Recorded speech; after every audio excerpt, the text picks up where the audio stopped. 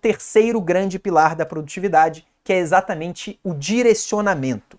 Você sabe que nas provas de residência médica os assuntos não têm a mesma importância. Se você pegar um assunto muito importante, em algumas vezes ele vai ser 5 vezes mais importante do que o outro, então ele vai ser cobrado com 5 vezes mais frequência. Vocês estão vendo que existe uma enorme oportunidade aqui de você aumentar muito a sua produtividade através de um direcionamento mais efetivo? É exatamente isso que a gente vai mostrar com dados a partir de agora, né, Barreto? Exatamente. Só para exemplificar de forma mais ilustrativa a vida real, se a gente for pensar nas vagens, 80% de todas as ervilhas vem de apenas 20% das vagens. E você pode estar me olhando e falando, caraca, o Barreto é esquisito, sabe? Eu tava pensando nisso. Só que eu vou te explicar por que eu sei isso, cara. Eu sei isso porque foi descoberto através de um italiano chamado Vilfredo Pareto. E provavelmente você conhece o princípio de Pareto, que vem justamente dessa descoberta. A verdade é que ele descobriu também que 80% de todas as terras na Itália vinham de 20% das pessoas. 80% do faturamento do seu consultório, quando você tiver um consultório, vai vir de 20% dos seus pacientes. Isso é como a vida funciona. E na prova de residência você também tem uma quantidade pequena de conteúdo que representa a maior quantidade de questões. E é exatamente isso que a gente vai abrir agora. A caixa preta da Aristo, que é o nosso painel de controle, onde mostra exatamente quantos por cento cai de cada um dos temas em todas as provas ao redor do país, sempre dos últimos 5 anos, porque senão a banca muda muito, sabe? Então quando você vê aí nesse retângulo vermelho, a gente consegue ver os top 10 temas ao redor de todo o país. E repara que pré-natal tem uma relevância, ou incidência, de 3%, abdômen agudo, 2,7%, e conceitos na atenção primária, 2%. Isso significa, por exemplo, que a cada 100 questões que você faz, 3 são de pré-natal.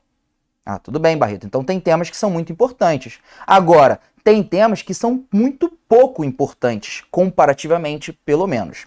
Por exemplo, insuficiência cardíaca. Putz, não devia ter falado isso, que é uma aula minha, né, cara? Mas insuficiência cardíaca realmente tem uma incidência 5 vezes menor quando comparada com pré-natal, ou seja, 0,6%. Outros temas são ainda mais difíceis, como por exemplo HIV, tá vendo aí abaixo? Que tem exatamente a mesma incidência. Essa é mais difícil que C, hein? Se tiver que escolher uma para não estudar, não estuda HIV, que é uma aula do Ian. Brincadeiras à parte. Eu acho que tem 2 pontos importantíssimos aqui, Barreto, que você mostrou. ICC e HIV, que são 5 vezes menos importantes do que pré-natal.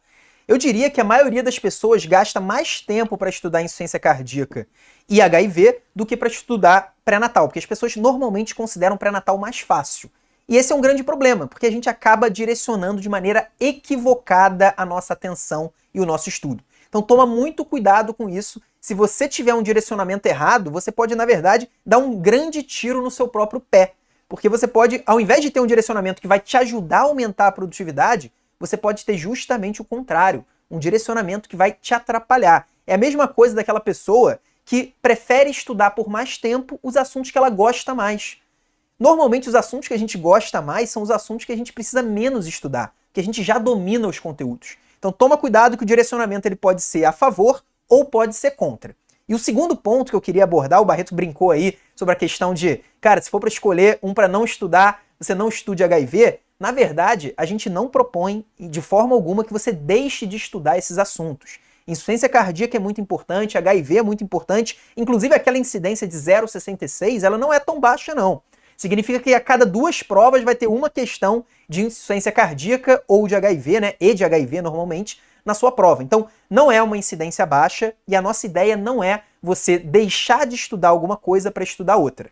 Na verdade, a nossa ideia é você balancear o seu tempo e a sua energia para estudar e principalmente para revisar com mais frequência aqueles assuntos que são mais cobrados. Então, não significa deixar de estudar alguma coisa, significa você, na verdade, ter um controle melhor sobre o seu tempo.